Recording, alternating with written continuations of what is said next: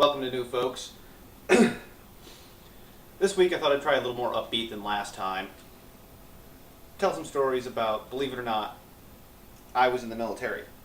I know, hard to believe. This body, and then you add in the fact I can't keep my mouth shut. Not really a good mix. And no, it wasn't in a lot of ways. You know, officers do not like when you tell them to shut the fuck up and do it your way because their way's idiotic.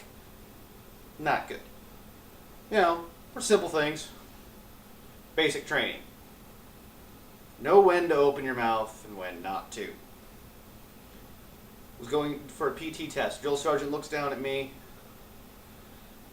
asks me how to pronounce my name. So, thought about it for a second and said, Stefan.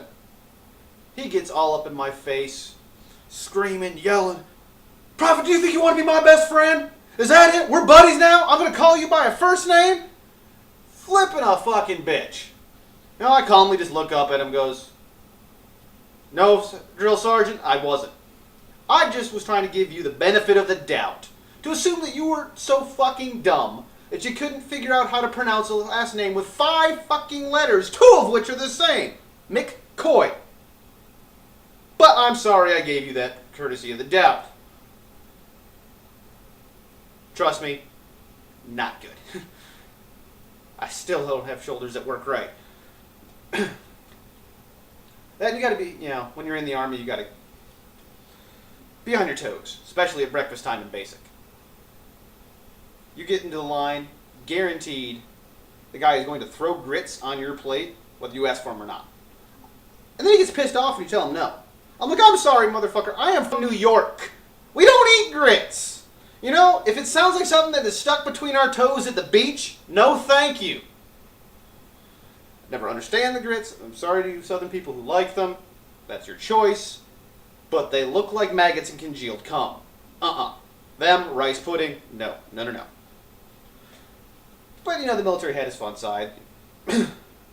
Especially with what I did. I was a intelligence analyst linguist. They sent me to a place called the Defense Language Institute in Monterey, California to learn Chinese. Now, I don't understand this. The way they do assignments doesn't make sense. You think if you're going to train somebody to learn a language, maybe try to make it one they could blend in if you had to send them there for some sort of mission, or at least not piss the natives off just by their looks. You know, do I look like I could fit in fucking China? You know, they're just going to point and laugh. Look at the fucking white guy who thinks he can say what he... You know, what is it with this dumb American?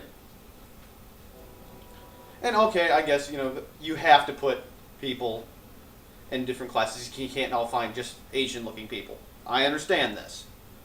But what I don't understand is I went to basic with these 2 guys who also went to the Defense Language Institute, or DLI for short. One was 6'3". His parents were from Russia. You know, his wife is from Russia, and she had told him that if he's learning Russian and if he speaks English, he doesn't get any nookie. He had plenty of motivation to learn Russian. We had another guy named Saud, who was from Puerto Rico and whatnot, but his family was originally from Saudi Arabia. They put him in Russian and the Russian guy in Arabic and refused to let them switch. I'm like, what is wrong with you fucking people? Use a little common sense. 1, the guy's going to learn one language easier than the other. 2, if you need to, you have ambassadors. And, you know, sometimes just do something to be nice. But that's not really the military way. Well, unless you've got tits. Sorry, a lot of the men in the military, exceedingly sexual. But, speaking of sex, I mentioned it's called DLI. Well, those of us who went there refer to it by the same acronym, but meaning something different. The Drunken Lust Institute. Because this place is nothing but a college. Yeah, they get a bunch of 18-year-old kids, straight from home to basic. During basic, they deprive them of cigarettes, alcohol, and sex for 3 months, and then send them to a place where they only have to go to school or work from 7 in the morning till 4 in the afternoon. You have weekends off. You don't have adult supervision after 8 o'clock. And wonder why they have such a problem with drinking, drugs. Well, and the other one, lots of sex.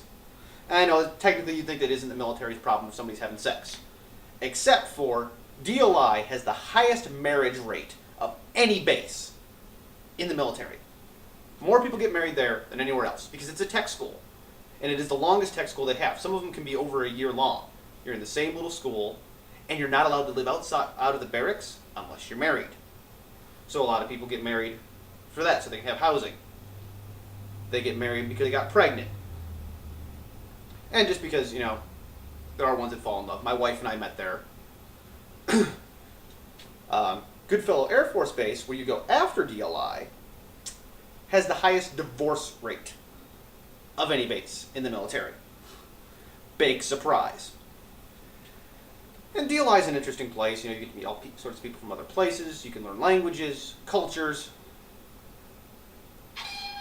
Unfortunately, what are you doing with the cell phone back there? I'm talking. Boy, I'm going to beat your ass.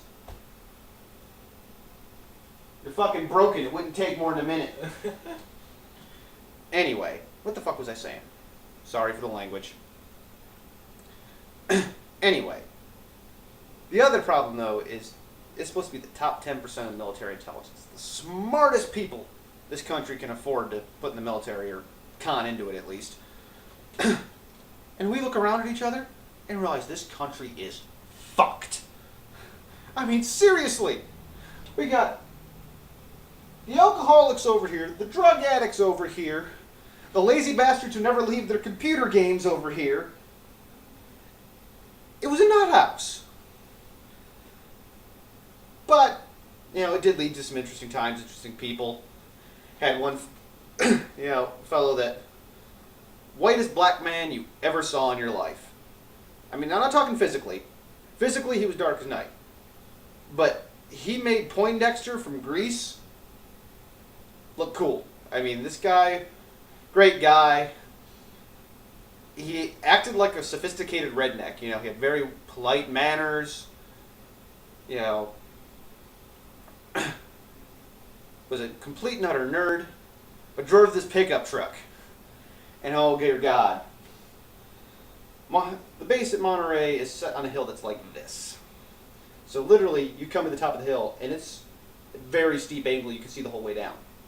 Well, this particular individual discovered that if he speeds his pickup truck up to 65 miles an hour and goes down that hill, you don't go down.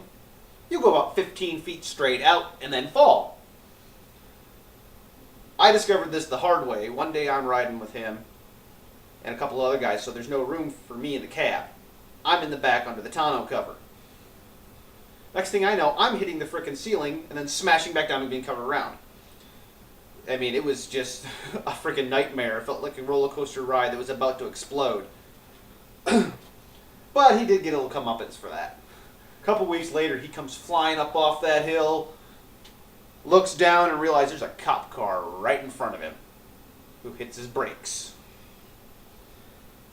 This guy lands, slides to a halt, and stops about 6 inches from this cop's bumper.